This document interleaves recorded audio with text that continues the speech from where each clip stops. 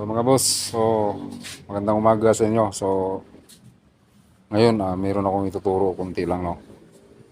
So paano ba gagamitin ah, yung ganitong klaseng tester. So ano to? Versatile to. So marami itong pwedeng magagawa. Pwede itong gawin nating voltmeter, continuity tester, voltage detector, short circuit detector pwede din. At saka pwede din itong pang active test. Katulad na lang kapag ah, nag-check ka ng yung relay, so pwede din to. So, on the spot, pwede nating ma-check kahit wala tayong ibang tester, walang wire. So, di na kailangan ng wires. Pwede natin ma-check, ma-activate natin. Fuel pump, pwede din. Basta wag lang yung mga malalaking accessories. At masunog din tong wire. Yung mga maliliit lang pwede niya i-activate. Okay? So, marami itong pwedeng magagawa. Ngayon, check natin bilang isang voltmeter.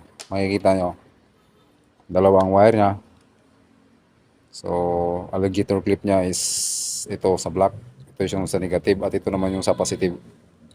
So, ito naman yung gagamitin natin sa kapag nag-tweet tayo ng mga accessories or nag-check tayo ng continuity ng isang wire na walang putol. Ito yung gagamitin natin.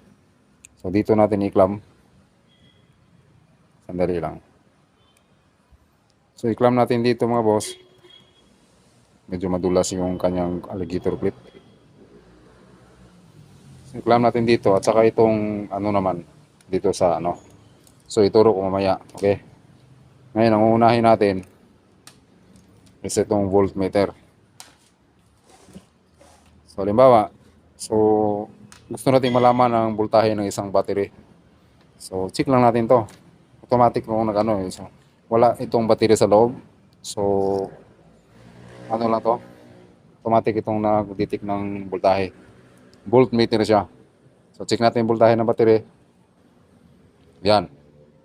Meron tayong 12.6. So voltmeter siya, di ba? So ano to? From 6 volts 6 volts to 24 volts. Okay. Ngayon, papunta na rin tayo sa mag-check tayo ng wire. Kung sakaling gusto nating malaman yung wire kung ilang voltahe yung lumabas sa wire, positive o negative, pwede rin. So ngayon, halimbawa lang gusto nating malaman kung good ground ba yung wire. So ganito lang.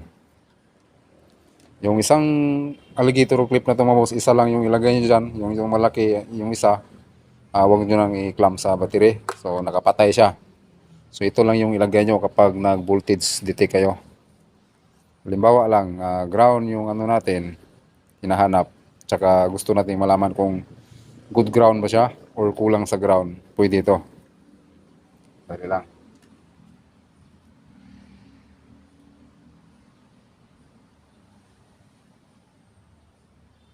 Ito siya. Ito mga loads, no? So gusto natin malaman kung good ground ba yung nakalagay dito. So voltage detector kasi to. So yung tingnan natin. Ito yung atong i-press natin sa negative. Makikita nyo dyan. So umilaw yung green. So pag natin i-push natin tong switch patungong negative, magkakaroon ng voltahe yan dyan. So makikita natin kung good ground ba siya o hindi. Yan. So good ground, 12.5. Yung mga boss, ngayon kung positive din, yung gusto mo malaman kung 12 volts din ba yung output niya sa wire, gusto nating malaman. Yung isa nito, yung negative din, ito. Kunin mo yung sa positive, dito lang yung negative ang ilagay mo dito sa battery. Isa lang. Kasi yung gusto mo malaman is yung positive eh. Ngayon, positive na hanapin natin. So ito naman ang i-press natin, yung switch na positive. Dalawa kasi ito, two-way, negative, positive. So positive ang i-press natin. Yan, press natin. So dapat good positive siya. So 12.5 din. So voltage detector siya mga boss. So ngayon, doon naman tayo sa mag-activate tayo ng accessories. Activate tayo ng relay. So halimbawa relay. So, activate natin yung relay. Dalawang alligator clip ay club natin sa battery para mabuhay siya. Kasi mag-activate tayo ng isang fuel pump o relay. Ito. So, 85 at saka 86, kahit magkabaliktad, okay lang. Kasi coil naman yung nasa ilalim mo. Kung makikita nyo yung relay, may parallel yan. 85, 86. Yung dalawa, nakaparallel. So, connect mo lang yung alligator clip dito, yung itim, yan. So, galing dito yan. So, pag ganun dito, mga boss, i-press nyo lang yung positive.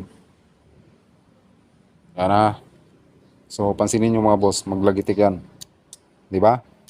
Oh. So, ibig sabihin, gumana ang relay na to. Ngayon, sa ano naman tayo? Sa wire. So, paano natin malaman na walang putol yung wire?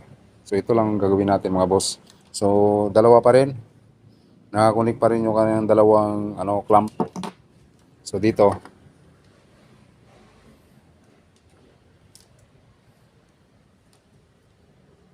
So, itong wire na to, itong na to mga boss, alligator clip na galing dito.